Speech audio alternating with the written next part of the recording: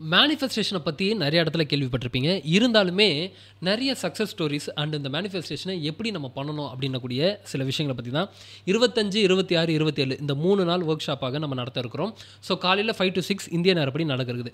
Register பண்ணாதவங்க register பண்ணிக்கிங்க. Link டிஸ்கிரிப்ஷனும் and first கமெண்ட்லையும் இருக்குது. லிமிடெட் சீட்ஸ் மட்டும்தான். அழைக்கிறான் மாதவன். நிறைய பேர் இந்த மாதிரி ரகசியத்தை உங்ககிட்ட வந்து கேட்பாங்க. தயவு செஞ்சு எதையும் சொல்லிடாதீங்க. எதடா சொல்ல வேணாங்கிற? அடிச்சும் கேட்பாங்க, அப்பயும் சொல்லிடாதீங்க. எதை சொல்ல வேணான்னு போறா? எதடா சொல்லக்கூடாது அப்படின்ற கேள்வி தானே இருக்கு. ஒரு 10 விஷயத்தை இந்த வீடியோவில் சொல்ல போகிறேன். முழுமையாக ஸ்கிப் பண்ணாமல் பாருங்க. ஃபர்ஸ்ட் விஷயம் என்ன அப்படின்னா, உங்களோட பாஸ்ட்டை பற்றி யார்கிட்டையும் எதையுமே ஷேர் பண்ணாதீங்க. இந்த பாஸ்ட்டை நீங்கள் ஷேர் பண்ணுறது மூலமாக நீங்களே நிறைய இன்புட் அவங்களுக்கு கொடுக்குறீங்க. அதனால் இது நாளைக்கே உங்களுக்கு ஒரு பிரச்சனையாகவும் வரலாம். செகண்ட் விஷயம் என்ன அப்படின்னா, உங்களோட வீக்னஸ் என்ன அப்படின்றதும் உங்களோட ஃபியர் என்ன அப்படின்றதையும் தயவு செஞ்சு யார்ட்டையும் ஷேர் பண்ண வேண்டாம். உங்களோட வீக்னஸ் ஒருத்தருக்கு நீங்கள் தெரியப்படுத்திட்டீங்க அப்படின்னா ஈஸியாக உங்களை ஹேண்டில் பண்ண ஆரம்பிச்சிருவாங்க. இன்றைக்கி நல்லா பழகக்கூடிய ஒரு பர்சன் நாளைக்கே அவங்க வந்து ஒரு எதிரியாகவும் மாறலாம். இல்லை வந்து உங்களுக்கு ஆப்போசிட்டான ஒரு பர்சனாக கூட உங்களுக்கு சேஞ்ச் ஆகலாம். ஸோ இந்த மாதிரியான உங்களோட வீக்னஸை நீங்கள் ஷேர் பண்ணுறது மூலமாக நாளைக்கு அதனால உங்களுக்கே பிரச்சனை வர்றதுக்கும் வாய்ப்பு இருக்குது. நீங்கள் எதை கண்டு பயப்படுறீங்க, உங்களோட ஃபியர் என்ன அப்படின்றதும் தயவு செஞ்சு யார்ட்டையும் ஷேர் பண்ணாதீங்க. மூன்றாவது விஷயம் என்ன அப்படின்னா, உங்களோட ரிலேஷன்ஷிப்பு. ஸோ ஃபேமிலிக்குள்ளே இருக்கக்கூடிய கான்ஃப்ளிக்ஸ் எதையுமே யார்கிட்டையும் ஷேர் பண்ண வேண்டாம். ஏன்னா இந்த ஃபேமிலின்றது வந்து உங்களுக்கும் அவங்களுக்கும் இடையில் இருக்கக்கூடிய ஒரு விஷயம். இது யார்கிட்டையும் போய் நீங்கள் சொல்கிறது மூலமாக 3வது நபர் உங்களோட ஃபேமிலிக்குள்ளே உள்ளே வர்றதுக்கான ஒரு வாய்ப்பு இருக்குது. இந்த 3வது நபர் உள்ளே வரும்போது உங்களோட ஃபேமிலி லைஃப் டோட்டலாக பாதிக்கப்படும். ஸோ இந்த ஃபேமிலி கான்ஃப்ளிக்ஸ் எதுவாக இருந்தாலுமே அது நீங்களே எப்படி சரி பண்ண முடியும்னு சொல்லி பாருங்கள். தேர்ட் பர்சனை உள்ளே கூப்பிடாதீங்க. இப்போ இந்த இடத்துல உங்களுக்கு ஒரு கேள்வி வரலாம், நான் இப்போ வந்து கவுன்சிலிங் போகிறேனே அப்படின்ற கூடிய ஒரு கேள்வி வரலாம். இந்த மாதிரியான சில கவுன்சிலிங்ஸ் அந்த மாதிரியான ஒரு செஷன்ஸ்குள்ளே போகிறீங்கன்னா ப்ராப்ளம் கிடையாது. பட் என்ன பண்ணும் அப்படின்னா, மோஸ்ட் ஆஃப் தி பீப்புள் என்ன பண்ணுறோன்னா, நமக்கு இங்கே நடக்கக்கூடிய இந்த ஃபேமிலி கான்ஃப்ளிக்ஸை எடுத்துகிட்டு போய் நம்மளோட ஃப்ரெண்ட் சர்க்கிளில் ஷேர் பண்ணுறது, நம்மளோட ரிலேட்டிவ் சர்க்கிளில் வந்து அதை ஸ்ப்ரெட் பண்ணுறது, இந்த மாதிரியான சில விஷயங்கள்லாம் இருக்கும்போது தேர்ட் பர்சன் நம்மளோட ஃபேமிலிக்குள்ளே வரும்போது பெரிய பெரிய பிரச்சனைகளை ஃபேஸ் பண்ணுவீங்க. நான் பேசக்கூடிய கவுன்சிலிங்லேயே இது ஏகப்பட்ட விஷயங்களை நான் ஃபேஸ் பண்ணுறேன்.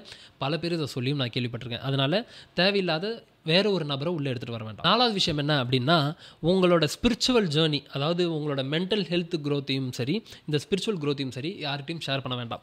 பல பேர் பண்ணக்கூடிய தவறு என்ன தெரியுமா, நான் வந்து இந்த உயரத்தில் இருக்கேன், நான் அந்த உயரத்தில் இருக்கேன், நான் இவ்வளோ நாள் வந்து தியானம் பண்ணுறேன், நான் அவ்வளோ நாள் வந்து தியானம் பண்ணுறேன், எனக்கு இந்த மாதிரிலாம் கிடைக்குது, எனக்கு இந்த மாதிரிலாம் காட்சி கிடைக்குது அப்படின்னு சொல்லி உங்களோட ஸ்பிரிச்சுவல் ஜேர்னியும் சரி, அதே மாதிரி உங்களோட மென்டல் ஹெல்த் கண்டிஷனையும் சரி பல பேர்கிட்ட நீங்கள் போய் நீங்கள் சொல்லிட்டு இருக்கிறீங்க.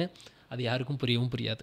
ஸ்பிரிச்சுவலாக ட்ராவல் பண்ணக்கூடிய பர்சன்கிட்ட போய் சொன்னீங்கனாலே உங்களுக்கு கிடைச்ச அனுபவம் அவங்களுக்கு கிடைக்காம இருந்திருக்கலாம். அதனால் நீங்கள் சொல்லக்கூடிய அனுபவம் அவங்களுக்கு புரியாமல் இருக்கலாம். அவங்கள தேவையில்லாமல் ஒரு ஜட்ஜ் பண்ணுவாங்க. அதனால் இந்த மாதிரியான விஷயங்களை யார்கிட்டையும் ஷேர் பண்ணுற அவசியமே கிடையாது. உங்களுக்கு கிடைச்ச அனுபவம் உங்களுக்கு மட்டும்தான். 5வது விஷயம் என்ன அப்படின்னா, ஒரு பர்சனை பற்றி நீங்கள் என்ன ஃபீல் பண்ணுறீங்க அப்படின்றத யார்கிட்டையும் போய் தயவு செஞ்சு சொல்லாதீங்க. நான் சொல்லக்கூடிய விஷயங்கள் எல்லாமே ரொம்ப சிம்பிளாகவும் தெரியலாம், ஆனால் இதுதான் எல்லாமே ரொம்ப எஃபெக்டிவான ஒன்று. இப்போது இன்னொருத்தரை பற்றி நீங்கள் என்ன நினைக்கிறீங்க அப்படின்றத இன்னொருத்தர்கிட்ட நீங்கள் போய் சொல்லும்போது அது தேர்ட் பர்சன் கிட்ட இருந்து அவங்களுக்கு போகும்போது அது வேறு மாதிரி போகும். இப்போ நீங்கள் ஏதோ ஒரு தவறு அவங்ககிட்ட ஃபீல் பண்ணுறீங்கனாலோ, இல்லை வந்து நான் அப்படி பார்க்குறேன் அந்த பர்சனை அப்படின்னா, நல்ல ஒரு விஷயமாக இருந்ததுன்னா நீங்கள் அவங்ககிட்ட போய் டேரெக்டாக சொல்லுங்கள், நான் உங்களை இப்படி பார்க்குறேன், நீங்கள் பண்ணக்கூடிய விஷயங்கள் எல்லாமே எனக்கு ரொம்ப இன்ஸ்பயர்டாக இருக்குது அப்படின்ற மாதிரி விஷயங்களை அவங்ககிட்ட ஷேர் பண்ணலாம். ஆனால் நீங்கள் வேறு மாதிரியான சில விஷயங்களை அவங்ககிட்ட நெகட்டிவான ஒரு விஷயத்தை பார்க்கும்போது இன்னொருத்தர்கிட்ட போய் சொல்லும்போது அவங்க அதை போய் அவங்ககிட்ட சொல்லும்போது இது நாளை பின்ன உங்களுக்கு ஒரு பிரச்சனையாக வரலாம். தயவு செஞ்சு யாரை பற்றியும் யார்கிட்டையும் எதையும் சொல்லாதீங்க.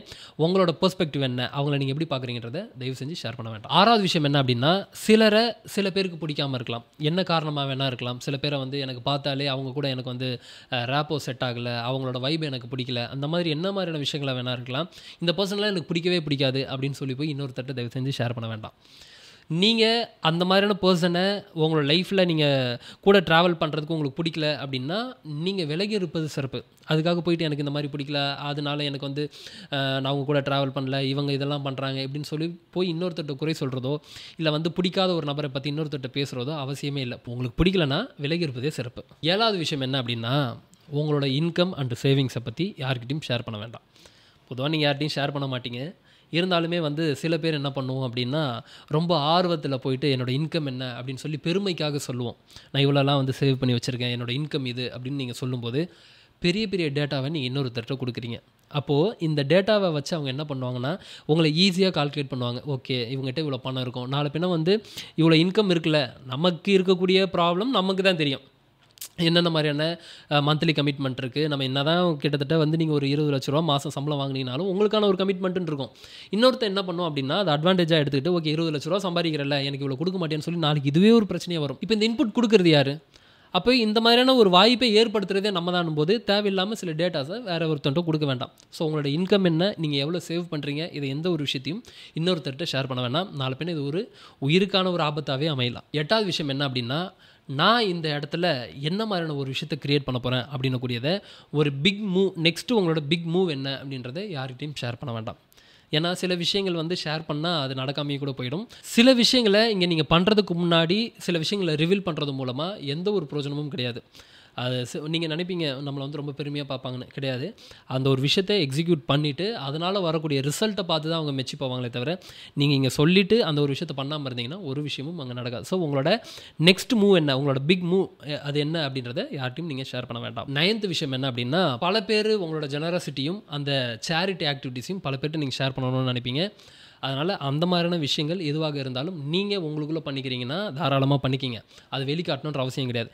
இப்போ உங்களுக்கு ஒரு கேள்வி வரலாம், பல ஃபவுண்டேஷன் என்ன பண்ணுறாங்க அப்படின்னா, நிறைய வீடியோஸ் எடுத்து போடுறாங்களே, அவங்க என்ன பண்ணுறதுன்றதை காட்டுறாங்களே அப்படின்னா, அது தனிப்பட்ட நபர் கிடையாது.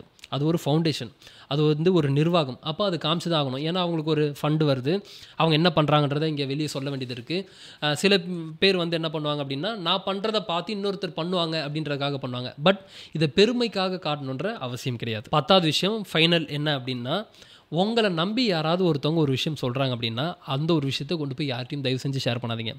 இப்போது இது எப்படி தெரியுமா வரும், நான் அது உன்கிட்ட மட்டும்தான் சொல்கிறேன், வேறு யார்கிட்டையும் சொல்ல, அதனால் நீ ஷேர் பண்ணாத, அவன் என்னை நம்பி சொல்லியிருக்கான், அதனால் நான் யார்கிட்டையும் இதை ஷேர் பண்ணக்கூடாது, ஆனால் நீ என்னோடய ஃப்ரெண்டுன்றதுனால நான் உன்கிட்ட ஷேர் பண்ணுறேன் அப்படின்னு சொல்லி நீங்கள் போய் ஒரு ஃப்ரெண்ட்கிட்ட ஷேர் பண்ணுவீங்க. அவங்க என்ன பண்ணுவாங்க அப்படின்னா, இதை வந்து திருமாறன் என்னை நம்பி சொல்லிட்டான், அதனால் நீ யார்ட்டையும் ஷேர் பண்ணாதன்னு சொல்லி அவங்களோட ஃப்ரெண்ட்கிட்ட சொல்லுவாங்க.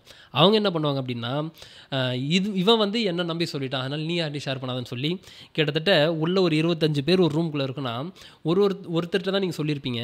ஆனால் இது அப்படியே ஒரு 25 பேருக்கும் தெரியும். ஆனால் எல்லாருக்குள்ளேயும் தெரியும், ஆனால் ஒருத்தன் ஷேர் பண்ணியிருக்க மாட்டான். ஸோ இந்த ரகசியம் அப்படின்றது வந்து உங்களுக்கு காக்கப்படணும். அப்போ ஒருத்தவங்களை நம்பி சொல்கிறான்னா அந்த ஒரு விஷயத்தை போய் இன்னொருத்தர்கிட்ட தயவு செஞ்சு ஷேர் பண்ணாதீங்க. அப்போது இதுவே ஒரு மிகப்பெரிய ஒரு நல்ல விஷயம் தான் நீங்கள் அவங்களுக்கு பண்ணக்கூடியது. இப்போ நீங்கள் இதை போய் ஷேர் பண்ணும்போது என்ன ஆகும் அப்படின்னா, தேவையில்லாத கர்மங்களை உங்களுக்கு நீங்கள் உருவாக்கிக்கிறீங்க. ஏன்னா இன்னொருத்தரை பற்றி சொல்லி அதனால் அவங்களுக்கு ஒரு பாதிப்பு ஏற்படும் போதோ, இல்லை உங்களை நம்பி சொன்ன சில விஷயங்கள் வெளியே போகும்போதோ, இது உங்களுக்கு மிகப்பெரிய ஒரு பேட் கர்மாவாக வரும். ஸோ இந்த ஒரு விஷயத்தை பண்ணாதீங்க. ஸோ இந்த 10 விஷயத்தை உங்களோட லைஃப்பில் நீங்கள் அப்ளை பண்ணும்போது மிகப்பெரிய ஒரு உயர்ந்த நபராக நீங்கள் மாறிடலாம். ஏன்னா ஒரு குவாலிட்டியான ஒரு பர்சனுக்கு தான் நம்ம மதிப்புமே தவிர வயதுக்கான மதிப்பு கிடையாது. அப்போ ஒரு குவாலிட்டியான பர்சன்றதை நம்ம எதை சொல்லுவோம், சில ஆக்டிவிட்டீஸை வச்சு சொல்லுவோம். சில விஷயங்கள் அவங்ககிட்ட இருக்குது அப்படின்னா நம்ம டிக் பண்ணி ஓகே இவங்க ரொம்ப ஒரு குவாலிட்டியான பர்சன் நம்ம சொல்லுவோம். அவன் வந்து ஏஜில் ஒரு 50 இருக்குது, ஒரு 60 இருக்குது அப்படின்னா கூட நம்மளுக்கு அந்தளவுக்கு பெரிய மதிப்பு இருக்காது. அந்த குவாலிட்டியை வச்சு தான் அந்த பர்சனோட மதிப்பு அப்படின்னும் போது இந்த குவாலிட்டிலாம் உங்களுக்குள்ளே நீங்கள் பில்ட் பண்ணிக்கிங்க. ஒரு மிகப்பெரிய ஒரு நபராக நீங்கள் மாறலாம். ஸோ இந்த ஒரு விஷயம் உங்களுக்கு புரிஞ்சிருக்கும் அப்படின்னு சொல்லி நம்புகிறேன். மீண்டும் இதே மாதிரி இன்னொரு வீடியோ பதிவில் சந்திக்கிறேன். நன்றிகள், வணக்கம்.